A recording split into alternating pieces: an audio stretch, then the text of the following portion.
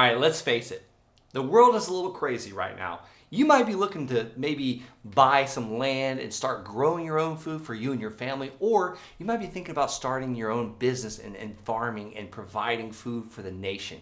In this video, I'm going to show you how to buy farmland with no money down.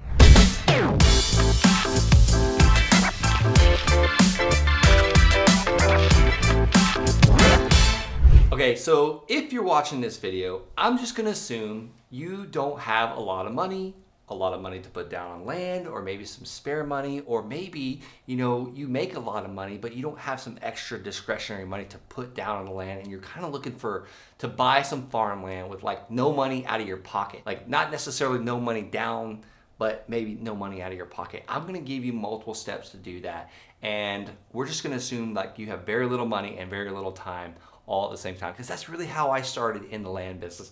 No money, no time, and it was no joke, very painful. But I want to kind of prepare you for the 3 Ds, I call it. The 3 Ds: doubt, disappointment, and discomfort. First, you're going to start doubting this process even works. Then you're going to get a little disappointed when you put in multiple offers and no one's accepting it, and people are yelling at you and like telling you to stop mailing them. And then the discomfort is going to come. That's going to tell you that you're on the right track. And that's when I really, really want you to put your foot to the gas. Usually that's about the 2-week mark when we're trying to change our lives, when we're trying to do something different. Have you ever went on a weight loss plan or an exercise plan? What happens at week 2? We're not seeing results. We're tired. We're sore. We're going to just skip today. We're not going to eat healthy today, or we're not going to go to the gym today. The same exact thing happens when you're starting your land investing journey, or starting to buy land or look for land with no money down deals, or farmland for no money down. So I want you to know at that 2-week time period, that's when you just gotta buckle in and hit the gas and keep moving forward. And you're gonna thank me for it if you get past that 2-week period. All right, so now the first step. You have to pick your playground. You have to pick your farm area. When I first got my real estate license in 2007, they told me, pick your farm area and go and work that farm. How the heck do I work my farm? Go out there and knock on doors. What do I say? Well, go out there and say you'll list their house for sale, or you can find a buyer for their house. What do I say after that? It was always like a struggle. It was always discomfort. It was always like doubt and distraction and disbelief that this would actually work. But I want you to pick your farm area where you're planning on buying that farm land. Next, you need to find a list of people that own this land that you want to buy. Well, there's a couple ways to do this. I'm going to give you 2 ways, but I'm going to highly, highly recommend that you start with the tax delinquent list. Now, where can you find the tax delinquent list? I'll tell you where to find it, but first I want to tell you what it is. What is a tax delinquent list? That is a list of people that are behind on their taxes. This is a list of people not paying their property taxes. They are not paying their land taxes, and they might be a little motivated to sell. It could be because they're out of state. It could be because they don't have the money to pay the back taxes. It could be that they just forgot about it. You never know. But that's where I like to start. And where do you find this list? A lot of times you can find this list at the county treasurer's office. In some states is what they call it. Some states call it the tax collector's office. Some states call it the RVM, as in Romeo, Victor, Mary, RVM. So each county calls it a little bit different, but here's what you say when you call the county. I'm looking for the person in charge of paying taxes, the person in charge of collecting the taxes, not paying, because the county does not pay the taxes for you. I'm looking for the person in charge of collecting the property taxes. I'm like, oh, you mean the tax collector? Oh, you mean the county treasurer? All right, you're on the right path. Yeah, that's what I mean.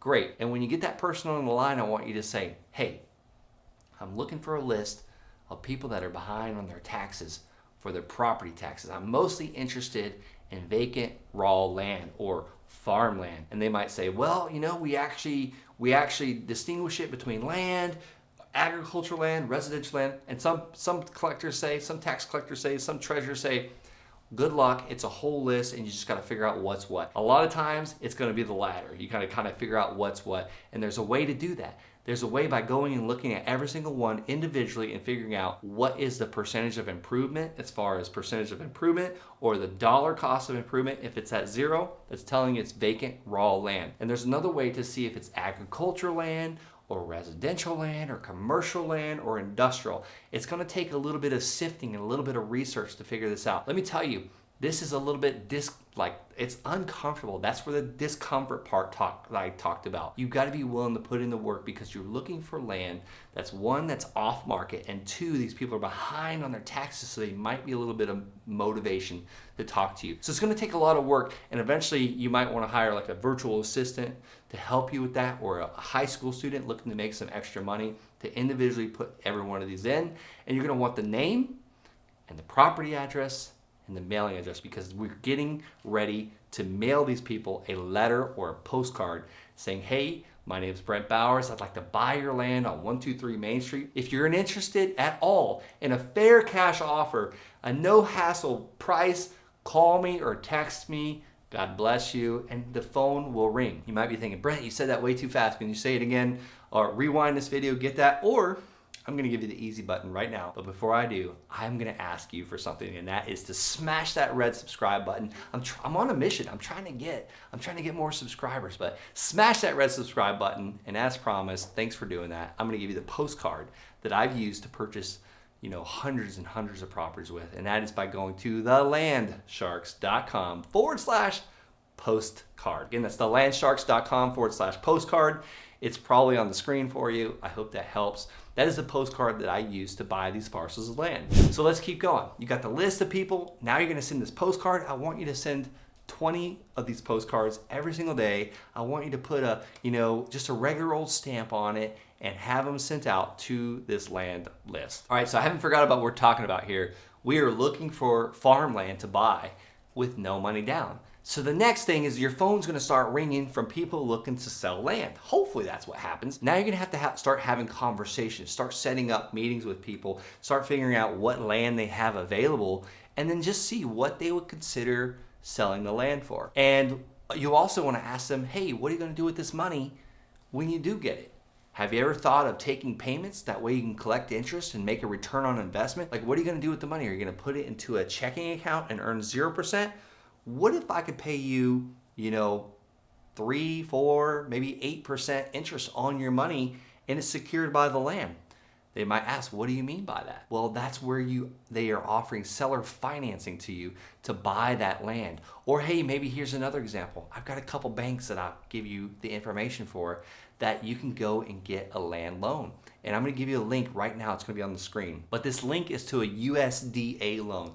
This is a loan that helps people buy farmland. It helps people get very low interest rates, very low down payments to be able to buy land with. Now, you can combine this loan with the seller allowing to hold some of the financing as well, and you can literally buy farmland $0 out of your pocket. So there's little creative ways to do this, but it all starts with finding the deal. First, you got to find the actual land you want to buy.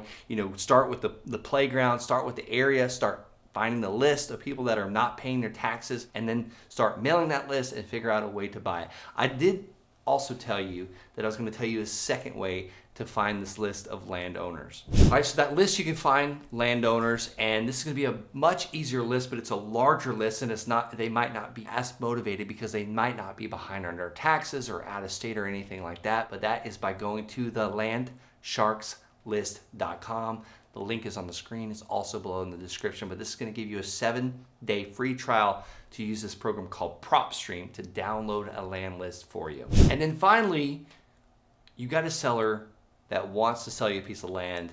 The next step is you're going to have to get this thing under contract. And this could be a scary part. This is another discomfort part or another doubt. Why would the seller want to sell me the land? There's multiple reasons, so you just got to keep pushing forward on this.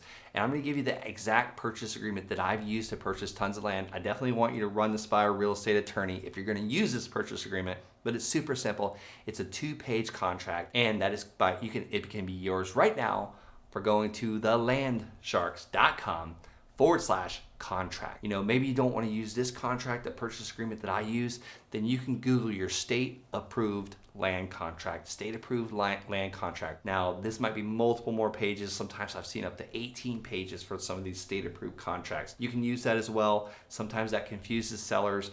I really prefer the 2-pager, but that is my preference, and I definitely want you to run it by a real estate attorney if you plan to use the purchase agreement that I'm giving you right now by going to thelandsharks.com/contract. All right, so you're thinking, how do I buy farmland with no money out of my pocket. I'm gonna give you the easy button now, and this is a website that I own. It's the land I own that we offer the 100% financing as well as the land. Now, I've got one disclaimer. Not all of it's farmland, but you can definitely go on and check out the land I have available right now for financing. We're always adding more. We're always selling it too, so it goes pretty fast. So I want you to go right now to vacantlandofthefree.com. Check out my land that's available, and we offer 100% financing, no credit, no background, none of that stuff's needed.